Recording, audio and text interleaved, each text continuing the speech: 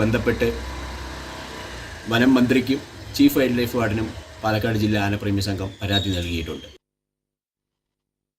Panoor bomb നിർമ്മാണ കേസിൽ 5 പ്രതികളുടെ ജാമ്യാപേക്ഷ കോടതി ഇന്ന് പരിഗണിക്കും. ബോംബ് നിർമ്മാണത്തെക്കുറിച്ച് അറിയില്ലെന്നാണ് പ്രതികളുടെ വാദം. എന്നാൽ പ്രതികൾ ബോംബ് ഒളിപ്പിച്ചെന്ന് റിമാൻഡ് റിപ്പോർട്ടിൽ പറയുന്നു. കണ്ണൂരിൽ നിന്ന് അമൽനാഥ് ചേരുന്നുണ്ട്. അമൽനാഥ്, എന്തൊക്കെ വാദങ്ങളാണ് ജാമ്യാപേക്ഷയിൽ പ്രതികൾ മുന്നോട്ട് വയ്ക്കുന്നത്? പ്രോസിക്യൂഷന്റെ പ്രതിരോധം എന്താണ്?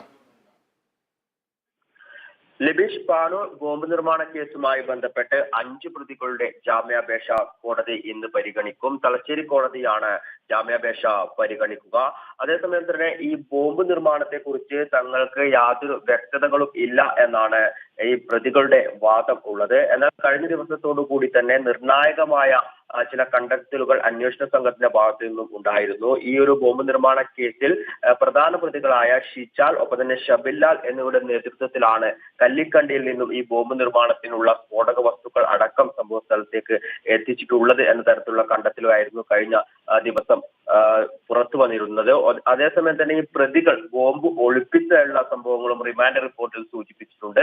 ഈ ഒരു ബോംബ് സ്ഫോടനത്തിൽ നിന്നും അതിനുശേഷം ബാക്കി വന്ന ഏകദേശം 7ഓളം ബോംബുകളാണ് ഈ ഒരു സംഭവ സ്ഥലത്തിനും മീറ്ററുകൾ അപ്പുറമായി പ്രതികൾ ഒളിപ്പിച്ചിട്ടുണ്ടായിരുന്നത്. ഒപ്പം തന്നെ ഈ ബോംബ് സ്ഫോടനം നടന്ന ഈ ഒരു സ്ഥലം മണൽ വാരിയിട്ട് അവിടെയുള്ള തെളിവുകൾ നശിപ്പിക്കാനുള്ള ശ്രമവും ഈ ഒരു പ്രതികൾ ചെയ്തിട്ടുണ്ട് എന്നൊക്കെ ഈ റിമാൻഡ് റിപ്പോർട്ട് വ്യക്തമായ രീതിയിൽ സൂചിപ്പിക്കുന്നുണ്ട്. അതേസമയം തന്നെ ഈ തിരഞ്ഞെടുപ്പ് അടുത്ത ഈ ഒരു സാഹചര്യത്തിൽ ഈ പ്രതികൾക്ക് ജാമ്യം നൽകരുത് എന്നൊരു വാദം ഉയർന്നു നിൽക്കുന്നുണ്ട്. അതായത് ഈ ഒരു സംഭവ സ്ഥലത്ത് ഏകദേശം ഈ മട്ടന്നൂർ ഭാഗത്ത് RSS CPM സംഘർഷം നിലനിൽക്കുന്ന ഒരു സാഹചര്യമാണ്. ദിവസങ്ങൾക്ക് മുന്നേ തന്നെ ഇത്തരത്തിലൊരു സംഘർഷം ഉണ്ടായിരുന്നു. CPM പ്രവർത്തകർക്ക് വെട്ടേറ്റ സാഹചര്യം ഉണ്ടായിരുന്നു. അതിന്റെ ഒരു തുടർക്കഥ എന്ന രീതിയിൽ തന്നെയാണ് ഇത്തരത്തിൽ ഈ ഒരു ക്ഷേത്രത്തിൽ 2 ഗുണ്ടാ സംഘങ്ങൾ തമ്മിൽ സംഘർഷത്തിലേക്ക് വരുന്നത്. ഇതിൽ ഒരു ഗുണ്ടാ സംഘം CPIM അനുഭാവികളുടേതും മറ്റേത് RSS അനുഭാവികളുടേതുമാണ്.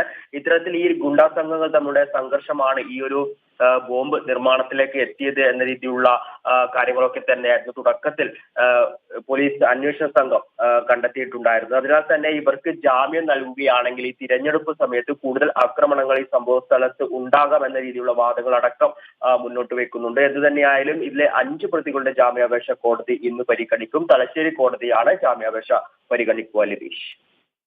ശരി അമൽ, പാനൂർ ബോംബ് നിർമ്മാണ കേസിൽ 5 പ്രതികളുടെ ജാമ്യാപേക്ഷ തലശ്ശേരി കോടതി പരിഗണിക്കുന്നു. വിവരങ്ങളാണ് അമൽനാഥ് കണ്ണൂരിൽ നൽകിയത്. മറ്റു വാർത്തകളിലേക്ക്. സംസ്ഥാനത്ത് കൺസ്യൂമർ ഫെഡിന്റെ വിഷു ചന്ത ഇന്നു മുതൽ ആരംഭിക്കും. 8 ദിവസമാണ് ചന്ത നീണ്ടു നിൽക്കുക. 300 ഔട്ട്ലെറ്റുകളിലായി 13